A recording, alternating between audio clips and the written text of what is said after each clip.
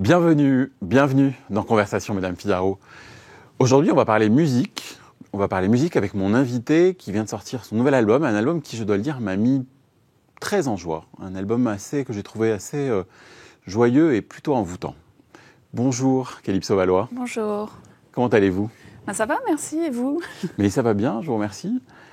Calypso, je vous pose ma question traditionnelle. C'est la question que je pose à toutes les personnes qui se retrouvent sur ce canapé face à moi. Ça fait quoi d'être vous en ce moment ? Ça fait quoi d'être Calypso Valois ? En ce moment. Par exemple. En ce moment. C'est pas forcément à l'instant présent, mais pourquoi pas ? Oui. En ce moment, c'est plutôt bien. Enfin, je me sens plutôt bien. Oui. La vie, il y a des cycles, il y a des phases. Et là, c'est plutôt une bonne phase. Mm-hmm. Donc, très active, pleine de... Je suis un peu... Parfois, je suis là, j'ai besoin que ça se calme. Et en fait, dès que ça se calme, je refais 12 000 trucs. Donc, je suis un peu hyperactive. Ah oui ? Donc... Depuis toujours, hyperactive ? Oui. Ouais. Là, vous avez sorti cet album il y a quelques semaines déjà, Apocalypso. Oui, il y a quelques mois même. Quelques mois. Quelle impression il vous en reste ? Quelle impression vous en avez ? Je disais tout à l'heure que c'est un album qui m'a donné beaucoup de joie. Je trouve que c'est un album qui est assez entraînant. Même merci. s'il y a des choses qui sont un peu plus sombres quand même. Ouais. Mais quelle impression vous en avez ? Qu'est-ce qui vous en reste ? En fait, ça me fait plaisir déjà qu'il vous ait apporté de la joie parce que c'est vrai que moi, quand je l'ai fait, quand je l'ai composé, je me disais j'ai envie de danser. Mm-hmm. Je pensais beaucoup au live, ce que je faisais pas du tout sur mes projets précédents. Et je me disais en live, je veux que ça envoie, je veux danser.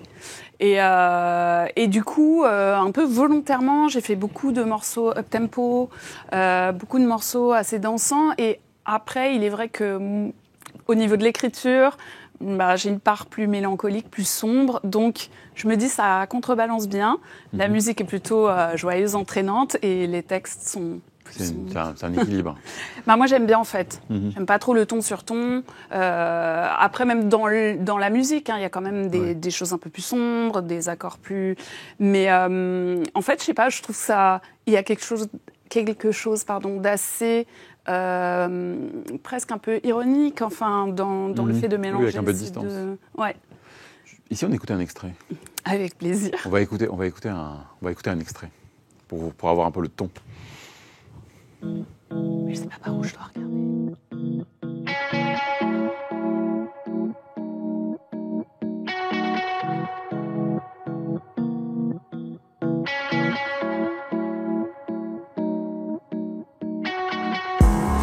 Oh mon ami, tout me plaît, tout me nuit.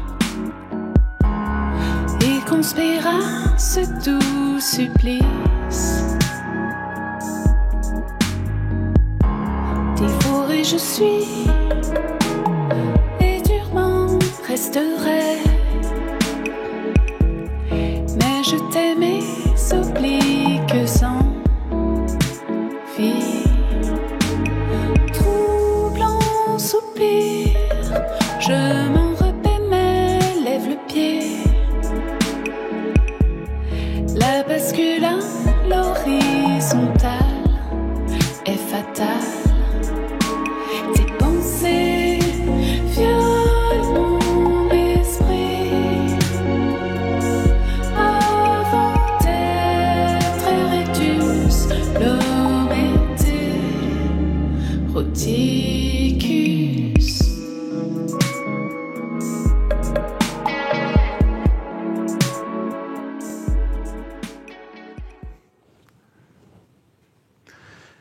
C'est un drôle de clip. Oui, en plus, là, pour le coup, ça n'illustre pas du tout ce que je disais avant, parce que ça, c'est un des morceaux plutôt posés de l'album, qui est, je trouve pas sombre, mais qui est plus laid back, qui est moins... Plus doux. Ouais, voilà, qui est pour le coup pas entraînant ou dansant. Mais voilà, après, oui, pour tout ce qui est clip et visuel en général, c'est vrai que moi, il y a... des années que je trouve extrêmement inspirantes. Les années 70, c'est vraiment ma plus grande source d'inspiration, je pense. Après aussi les années 80 ou certaines choses des années 90. Enfin, c'est vraiment des... à beaucoup de niveaux, musical, mais aussi cinématographique. Enfin, c'est des années que je trouve très... C'est là où vous puisez des choses. Oui, c'est ça. Et même, parfois, j'ai l'impression que je ne suis pas née à la bonne époque. Ah bon? Comment Ouais. ça? Vous auriez voulu naître dans les années 60 Alors, ou 50? oui, voilà, l'idéal, en fait, ce serait d'être né dans les années 50. Comme ça, on est jeune dans les années 70, on construit sa vie dans les années 80. Non, bon, après, si on pousse ça, je pense que j'aurais même aimé naître à un autre siècle encore. Mais oui, je sais pas, il y avait quelque chose, artistiquement, je trouvais qu'il y avait une grande liberté et aussi une esthétique très, très forte. Et c'est marrant parce que je me souviens, il y a maintenant plusieurs années, j'ai tourné dans La Belle Saison de Catherine Corsini, donc qui se passe en 1971.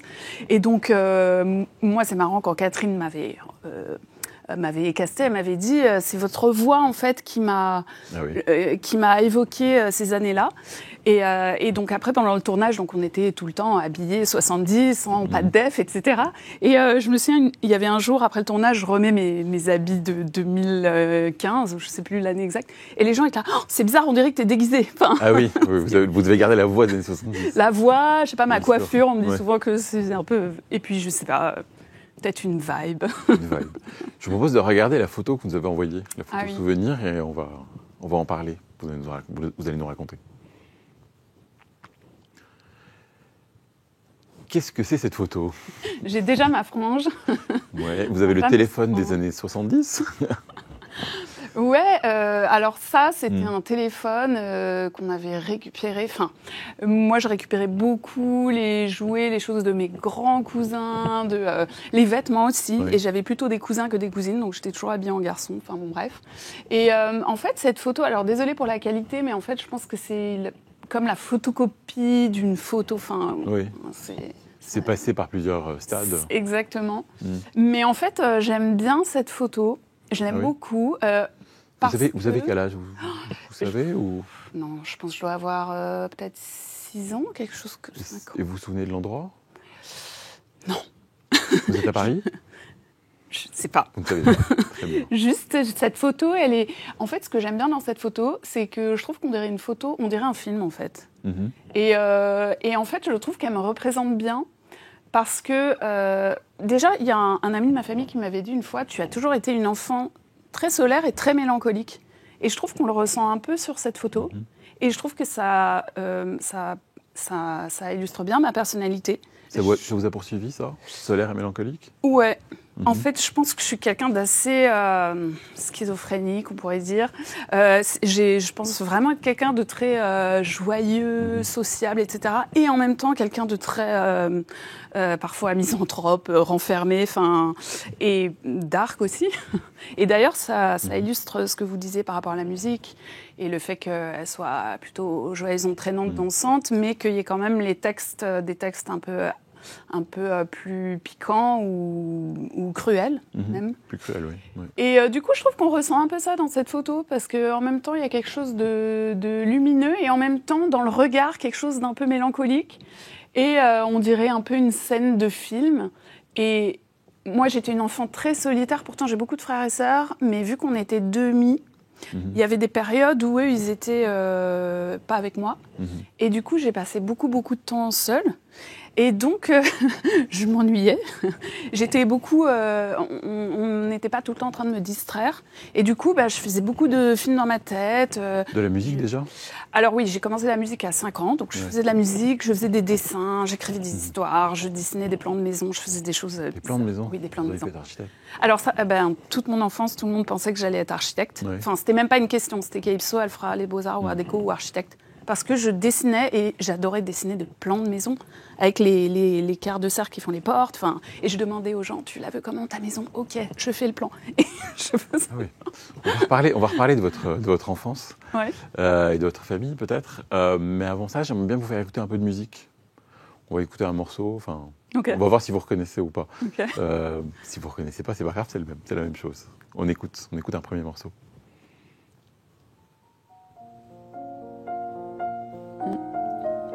Chopin. Chopin, Ah oui. Nocturne, joué par Rubinstein. Ah, magnifique interprète. Qu'est-ce que ça vous évoque? Moi, la musique classique, ça a été la chose la plus importante dans ma vie, je pense. Oui. Déjà, c'est la musique classique qui m'a...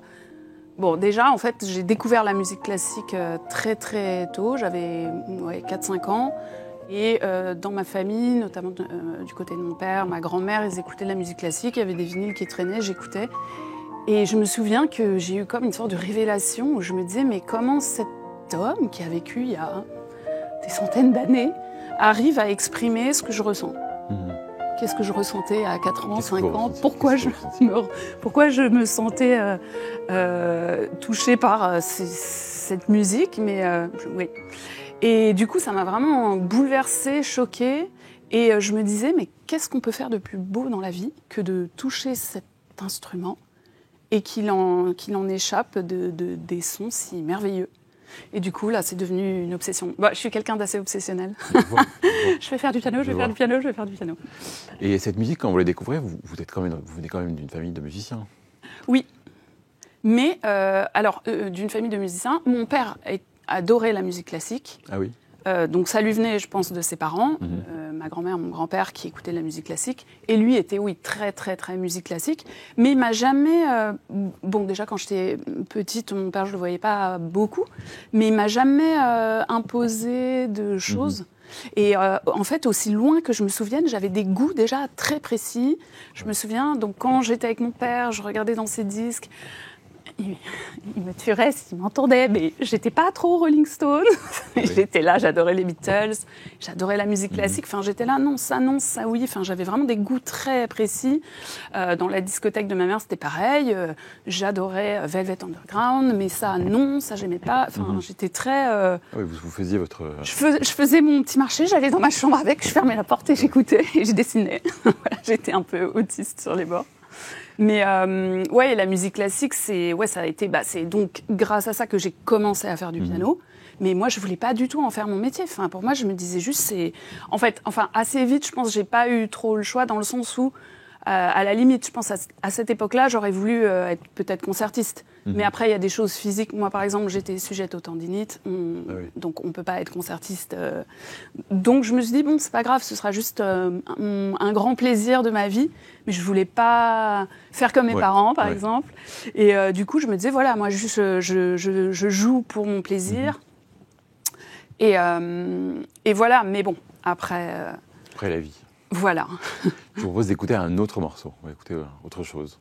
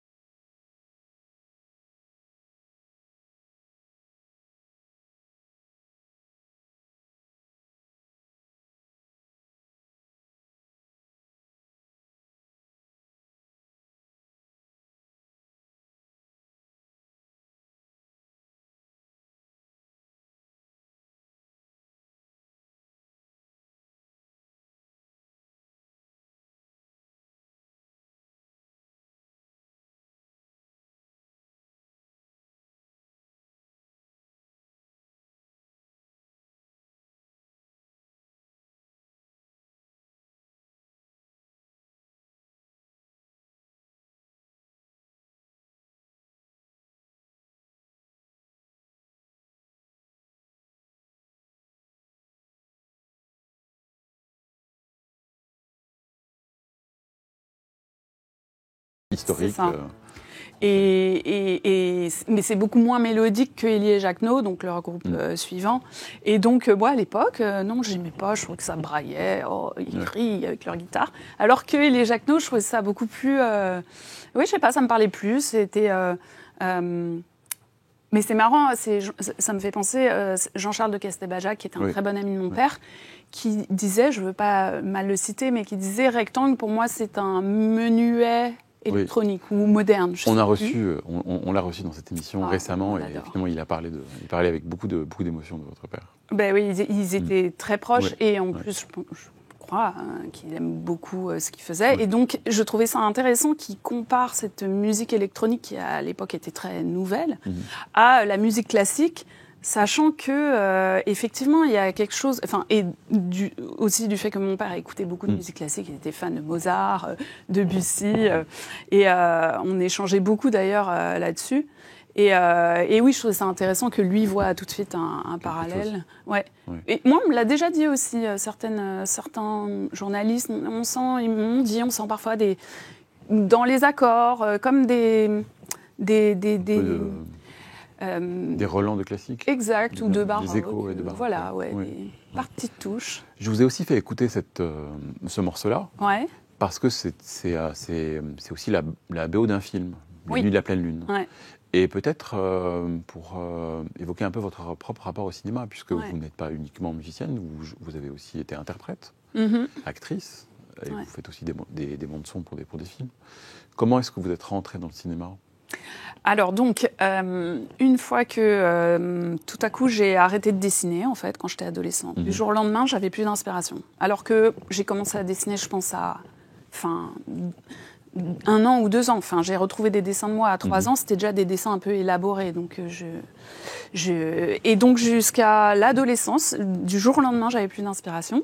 Et là, je pense que j'ai un peu reporté sur le piano. Mais toujours, je ne voulais pas en faire mon métier. Bon, après, je vais passer parce que c'est long. À un moment, je voulais être biologiste parce que j'étais passionnée de biologie. J'ai failli, après le bac, partir en biologie, etc. Je voulais faire de la recherche. Bon, bref. Et finalement, en fait, j'ai découvert, moi, j'aime beaucoup, beaucoup la littérature. Et à un moment, j'ai commencé à découvrir Racine. Oui. Et comme je vous le disais, je suis un peu obsessionnelle, et notamment avec les artistes que j'aime. Quand j'aime un auteur, j'ai envie de tout lire. Et je pense vous avez lu tout Racine. Je peux dire que j'ai lu tout Racine. Vous êtes bien la seule personne que je connaisse qui fait ça. J'adore. En dehors de ses obligations. C'était je suis tombée amoureuse de Racine. Mais en plus, ce qui est marrant, c'est que Racine, c'est un compositeur en fait. C'est tellement musical, c'est le plus musical, le plus compositeur des auteurs. Et là, pareil, j'ai eu comme un nouveau déclic où je me suis dit, mais qu'est-ce qu'on peut dire de plus beau que ces mots-là ? Et il se trouve que j'avais une prof de théâtre qui était incroyable, Madame Ferry, je sais pas si elle voit ça. Bref, donc c'était un concours de circonstances et je me suis dit, mais c'est ça que je veux faire du théâtre. C'est comme ça que vous êtes rentrée dans le... Voilà, c'est comme ça. Et j'ai commencé le théâtre, j'ai fait une école de théâtre, un conservatoire, une école, etc. Et à cette époque-là, j'ai rencontré quelqu'un avec qui on a fait un projet musical, mais qu'au début, je le faisais, mais sans me projeter. Et en fait, il y a un des morceaux de l'album qu'on avait fait, avant même que l'album sorte, le morceau a été pris sur une compile Kitsune. Et c'est un peu tout à coup lancé le projet. Et du coup, on faisait plein de trucs, on composait, on écrivait, on faisait nous-mêmes nos clips. Enfin, ça s'appelait Cinéma d'ailleurs. Oui, Cinéma, oui, c'est pour ça. Du coup, encore une boucle, c'est ça. Boucle, ouais. Et du coup, là, je me suis dit, bon, il faut faire un choix. Moi, j'aime bien faire les choses à fond. Je ne peux pas en même temps faire le théâtre. Le théâtre, c'est comme la musique, ça demande beaucoup de temps, les répétitions, etc., etc. Donc, j'étais là, bon, il faut que je fasse un choix. Et du coup, je me suis mis à fond dans la musique. Voilà. Je vous propose de passer à notre séquence suivante. C'est la séquence des mots. On va regarder des mots et vous allez réagir aux mots que vous allez voir. Le premier, c'est nostalgie. Est-ce que vous êtes quelqu'un de nostalgique ? J'ai un penchant nostalgique et j'essaye un peu de lutter contre, parce que sinon on reste un peu trop dans le passé. Je pense qu'il faut aller de l'avant. De quoi vous avez la nostalgie ? De tellement de choses. J'ai même la nostalgie d'époques que je n'ai pas connues, comme les années 70, comme le 19e siècle, comme, je pense, moi, oui, voilà, j'aurais aimé vivre au 19e siècle pour être contemporaine de, Chopin, Barbey d'Aurevilly, enfin, tous les gens que j'admire au plus haut point. Quand on est musicienne et que ses parents sont musiciens, est-ce qu'on a la nostalgie de la musique de ses parents ? C'est-à-dire de la musique qu'ils faisaient eux ? Oui, oui, exactement. Non, pas tant. Après, moi, c'est plus une nostalgie. Enfin, par exemple, en musique, à part, on va dire, la musique classique ou on va dire au XXe siècle. C'est vrai que les années 70, moi, c'est une période qui me... c'est votre nostalgie. C'est ça. Mais bon, après, voilà, je me dis, il ne faut pas non plus être trop passéiste. Mais bon, chez moi, mes vinyles, c'est beaucoup des choses des années 70. Ça n'empêche pas de vivre dans le présent quand même. Le mot suivant. Rêve. C'est un mot qu'on retrouve dans votre album, je crois. Probablement. Absolument.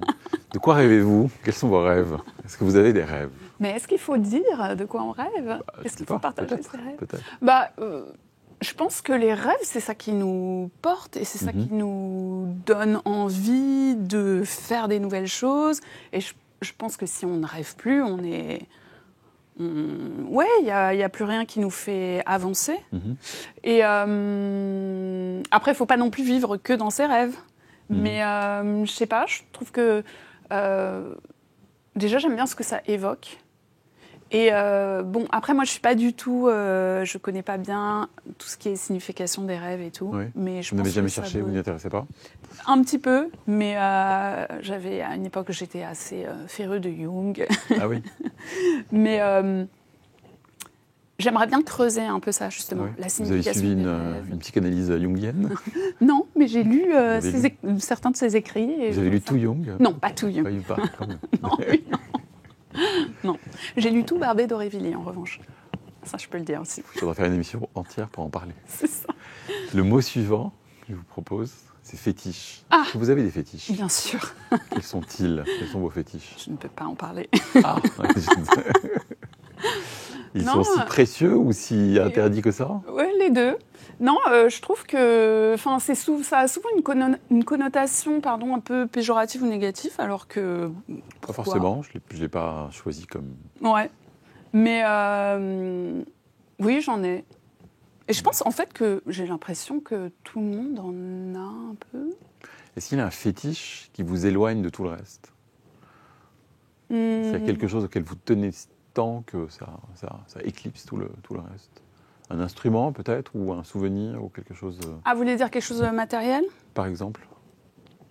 Moi, je suis pas trop... je suis assez superstitieuse. Ça, je pense, c'est le côté comédienne. C'est par exemple quand je dis je souhaite quelque chose, il faut que je touche du bois. Il faut que je touche du bois. Sinon, je me dis, ça va me porter la poisse. Parfois, je cours dans la rue ou je cherche un arbre. Bon, bref. Après, oui, je suis pas trop attachée au matériel. Il y a des choses, en revanche, mes livres et mes instruments de musique. Ouais, ça, c'est plus précieux que tout. Ouais. Les disques aussi, mais ça me le fait presque plus avec les livres, bizarrement. Le mot suivant, travail. Quel est votre travail? Est-ce que vous travaillez beaucoup? Le travail, et à c'est quoi la travaillez-vous? Moi, je suis une besogneuse. Oui. J'ai toujours été très travailleuse. Oui. Je pense aussi que donc notre métier, qui est quand même une passion, c'est toujours un peu délicat de dire que c'est du travail, mais il y a quand même une partie... la composition en elle-même et la création en elle-même, c'est quand même une petite partie et de plus en plus une partie minime par rapport à tout ce qu'il faut faire à côté. Mais après, le travail en lui-même, moi, je trouve ça... j'ai toujours travaillé. Aussi, c'est quelque chose, je pense... moi, par exemple, quand j'étais jeune, par rapport à la musique, j'étais très complexée. Par rapport à Chopin, Mozart. En fait, quand je touchais un piano, je me disais... après Chopin, je vais faire quoi? C'est ridicule. Ensuite, j'étais complexée par rapport à mon père, parce que je l'admire beaucoup comme compositeur. Donc, je me disais, moi, je ne suis pas à son niveau. Et donc, je pense aussi que le fait de travailler beaucoup, c'était une façon pour moi de me dire, je mérite ma place quelque part. Vous avez vu votre père au travail? Il travaillait beaucoup? Ah oui, mais il ne m'intégrait jamais dans cette partie-là de sa vie. Non. Ouais. Il ne m'a jamais amené au studio, non, c'était très cloisonné. Je le voyais vraiment dans un cadre familial, vacances, c'était très, très cloisonné. Vous n'alliez pas avec lui au bureau? Hein? Il ne vous emmenait pas au bureau? Non. Très bien. Mais moi je trouve que, je sais pas, j'ai toujours... moi j'ai fait toutes sortes de boulots en plus, même quand j'étais étudiante, déjà même quand j'étais lycéenne. même collégienne, je gardais des enfants. Enfin, j'ai toujours travaillé en fait. Et je trouve aussi pour l'autonomie, c'est important, l'indépendance de travailler. Le mot suivant, rock. Est-ce que vous êtes rock ? Bah, je crois. C'est quoi le rock ? Bah, le rock, oh non, c'est trop dur, je peux pas dire ce que c'est le rock. Mais oui, moi, c'est un peu ma racine. En fait, il y a la racine classique et la racine rock. Et c'est pas que mes parents. Enfin, c'est aussi moi. Enfin, la plupart des concerts que je vais voir, par exemple, c'est du rock. Vous êtes plutôt Elvis ou plutôt Johnny Cash ? Elvis. Elvis. Pour sa musique pour sa musique ou pour le personnage ? Bah, les deux. Sa voix aussi. Oui. Ouais. C'est... Très bien. Elvis, alors. Ouais. Le mot suivant, bientôt. À quoi s'attendre bientôt ? Alors, bientôt... Vous m'avez parlé, vous avez fait une bande originale ? C'est ça. Donc, bientôt, alors je n'ai pas la date exacte, j'imagine fin 25 ou début 26, enfin, je ne veux pas dire de bêtises, mais va sortir le second long métrage de Caroline de Ruas, dont j'ai eu la chance de composer la musique, la bande originale. Et c'est la première fois que je fais ça. Et c'était une expérience incroyable. Déjà, la première fois qu'on fait quelque chose, au début, on se demande toujours si on en est capable. Enfin, et donc, je me suis dit, bon, je vais commencer, puis je verrai. Et voilà, et j'ai commencé, et j'ai donc composé des choses, je lui ai soumis, et elle a beaucoup aimé, et du coup, on a avancé comme ça. Et c'est vraiment chouette parce que, déjà, c'est un très beau film. Vous avez envie de continuer dans ça ? Dans les musiques de films ? Ouais, j'ai beaucoup, beaucoup aimé. Ouais. Et c'est un travail complètement différent. Là, bon, ce qui était en plus très intéressant sur ce film en particulier, c'est qu'il y a beaucoup de musique. Il y a une partie de la musique qu'il fallait composer avant le tournage, mais ce n'était pas la majeure partie. Il y a de la musique que j'ai composée sur l'image, il n'y en a pas du tout. Enfin, j'ai vraiment exploré plein de façons différentes sur un même film de faire de la musique pour le film. Du coup, c'était hyper intéressant. Et j'ai adoré aussi composer juste en regardant l'image. Ça a l'air de vous avoir mis en joie, en tout cas. Ouais, c'est vrai, ça m'a mis en joie. J'ai hâte d'écouter ça, de voir le film aussi, et de vous retrouver peut-être bientôt. Avec plaisir. Merci d'avoir été là. Merci pour cette conversation. J'espère vous revoir bientôt. Merci de nous avoir écoutés et suivis, et à la semaine prochaine pour un autre épisode de Conversation. À bientôt.